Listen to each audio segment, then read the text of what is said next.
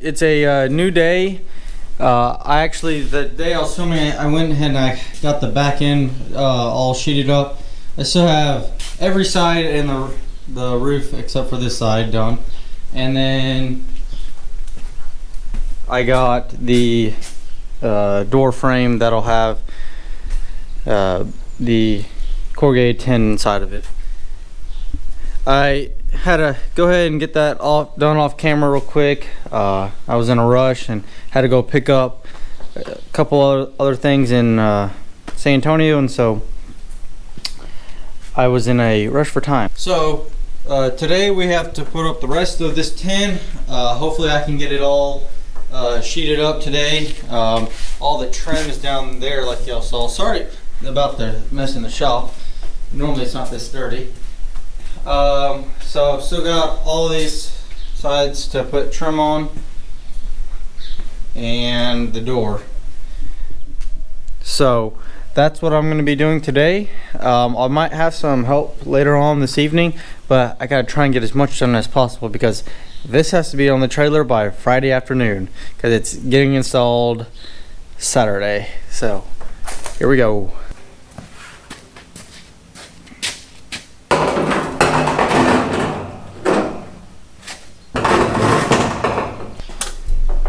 Alright, so I have the tin clamped up like you can tell up over here, and so now I'm going to go back and mark a couple spots with my Pica marker, and there's definitely, this is not, I guess you would say, the correct way. I mean, it's going to be work and it's going to work just fine, but you can also use measurements and do the math and whatnot. But in my case, I just want to put it up there, cut it to exactly what I'm going with, and move on.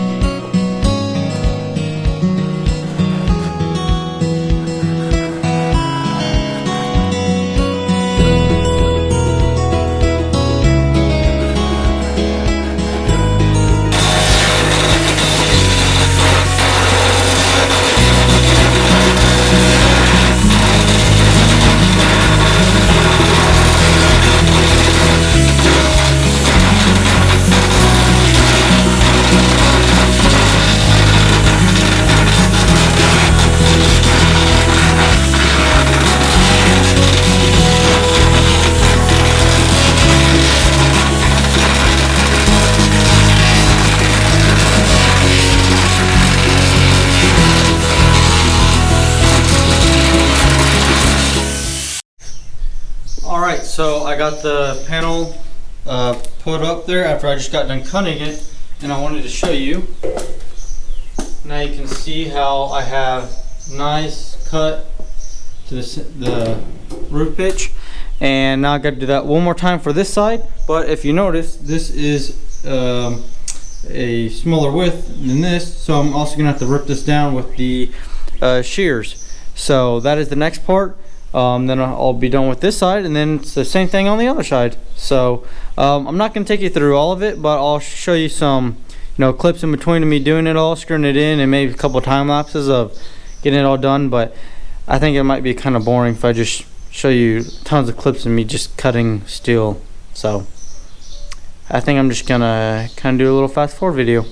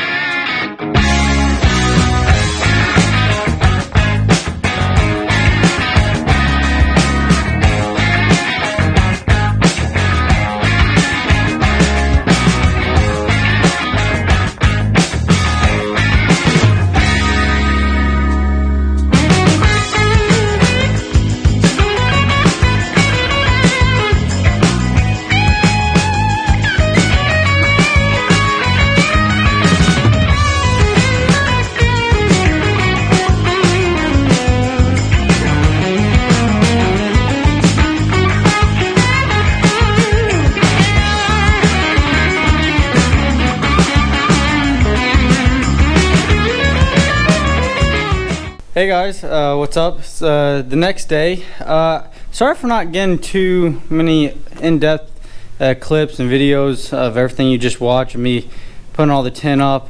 You know, I didn't think anything was too exciting or to go into depth, and I'm not a professional and expert in this type of field of work, so I feel like I shouldn't be giving that kind of advice or trying to give advice on it when it's something that I'm not proficient in every single day.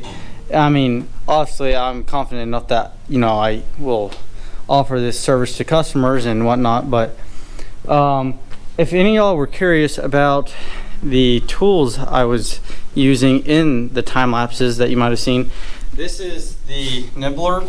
So it has this like ram right here. Will go back and forth and will take little notches out of the steel, and that's what's cutting it when I'm going over the rib cuts.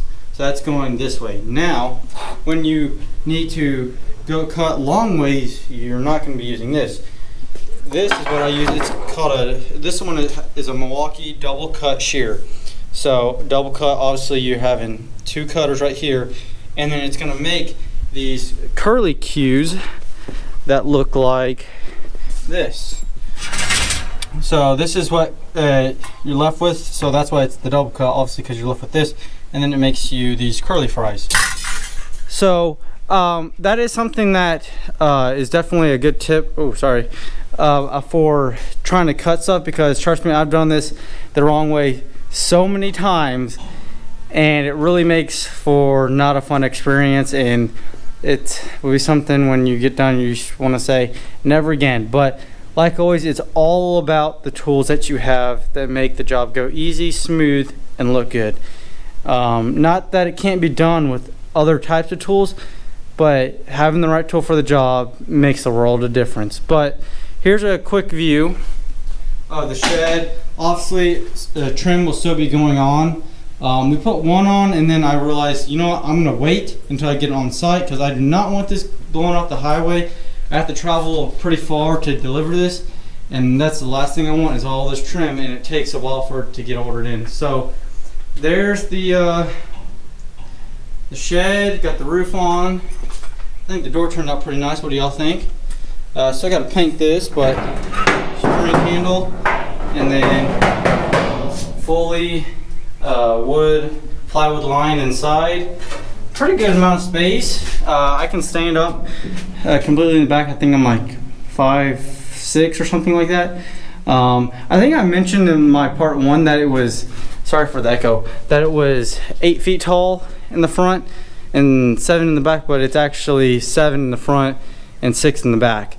So I'm getting ready to actually go out to that property and do the first day of work out there. As you can see, well, I got stuff all thrown around, but again, the truck, got the trailer completely loaded up.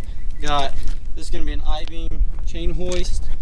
Got 2 gates, and got my, if you follow me on Instagram, you would have seen, got my new Genie lift. So this is going to be sweet for hanging up this I-beam. And yes, so I will probably film a little bit of doing some of these repairs, not much, because it's not really part of the video series, but it's kind of on the same property. And then on Sunday we will be taking this down. Hopefully everything goes smooth getting it down there. Y'all will know probably here in a few seconds whether or not it did. For me, it's going to be a couple hours, or days I should say. So here's to installing it.